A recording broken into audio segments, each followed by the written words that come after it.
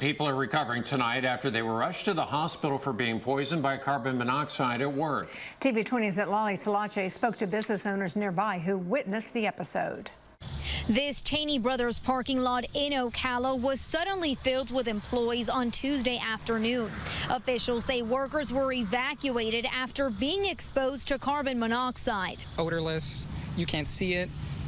That's not, I don't want to mess with that. Ocala Fire Rescue officials say workers at Cheney Brothers on Silver Springs Boulevard were evacuated after exposure to carbon monoxide. They were all just standing out there with 2 fire trucks and ambulances, and it's wild, crazy stuff.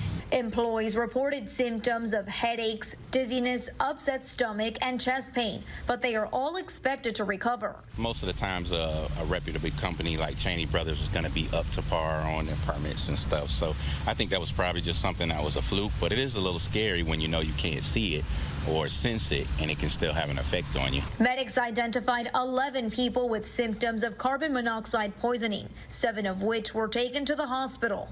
I think the hope is that they caught it early enough that people weren't exposed for like a long period of time, but it's still such a heartbreaking moment that 11 people still had to be hospitalized. Crews found the source of the potentially deadly gas was a faulty propane powdered floor cleaner. When turned on, the machine emitted carbon monoxide levels at 1,400 parts per million. The U.S. National Ambient Air Quality Standards for the gas in outdoor air is 9 parts per million. I hope that everyone's okay because, there's a lot of people over there supporting their families. And, Cheney Brothers is a pillar of Ocala. It's a pillar business. OSHA records show one serious violation for this company for their facility in Riviera Beach in August 2022, but none at this location.